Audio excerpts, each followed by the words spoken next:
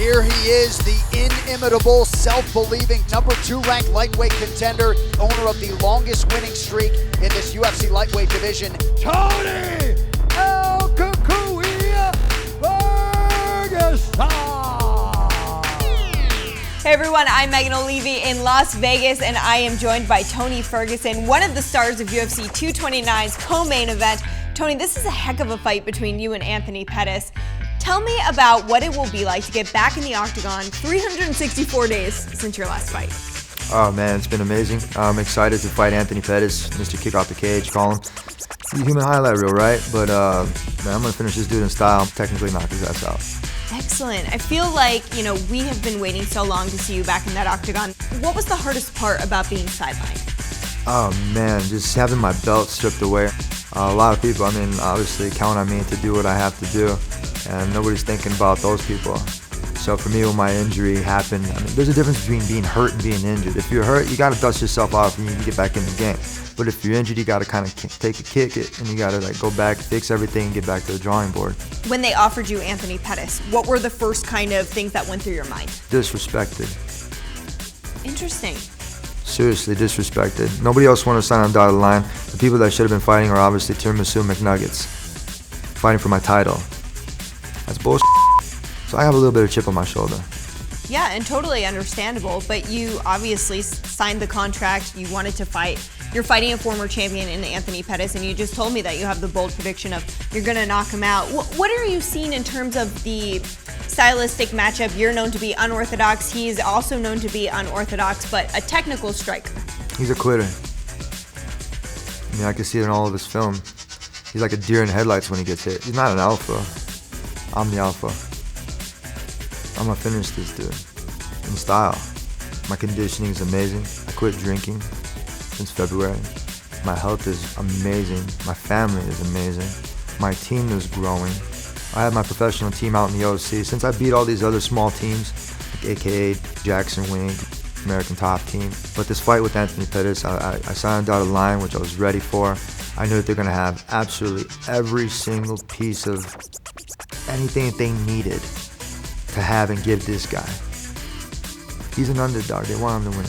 I'm the top dog. He ain't gonna win. Do you feel like wrestling is a big key in this matchup? My wrestling is cool, but I don't like to use it because I like to use my other things. I like to use the analogy that I went to school, I went to college and did mixed martial arts for my first 10 fights.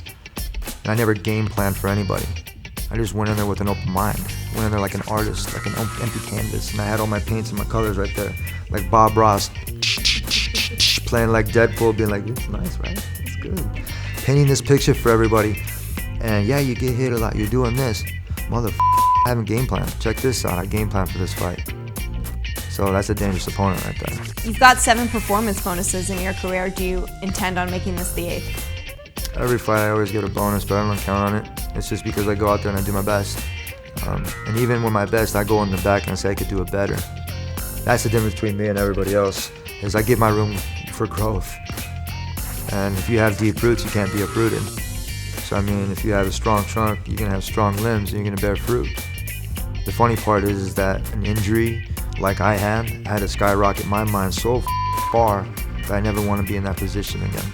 Mentally, do you feel like you've had sort of a revolution here? No, nothing's changed. I just think people paid attention more.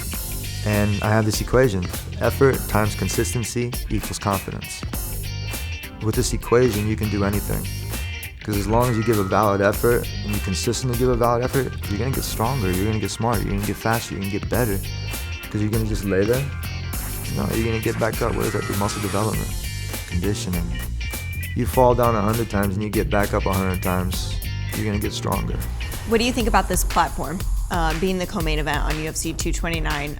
Are you looking forward to the possibility of all these extra eyeballs on you? No, absolutely not. You said it, main event. I didn't even hear co.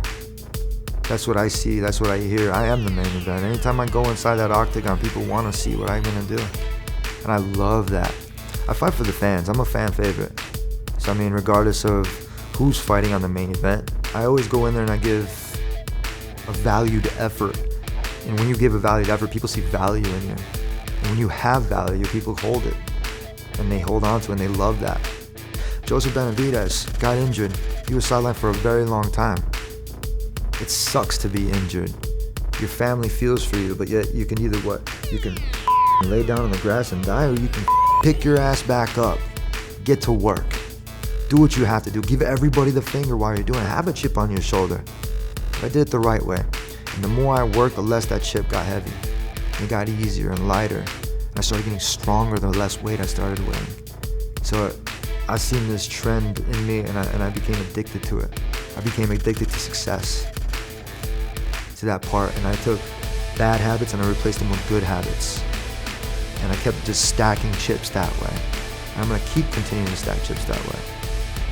We cannot wait to watch. I know that you said a knockout. Do you have a round? I don't predict rounds, I don't do that. I've tried to do that and people started jocking my style with that. We won't name names, but it's cool.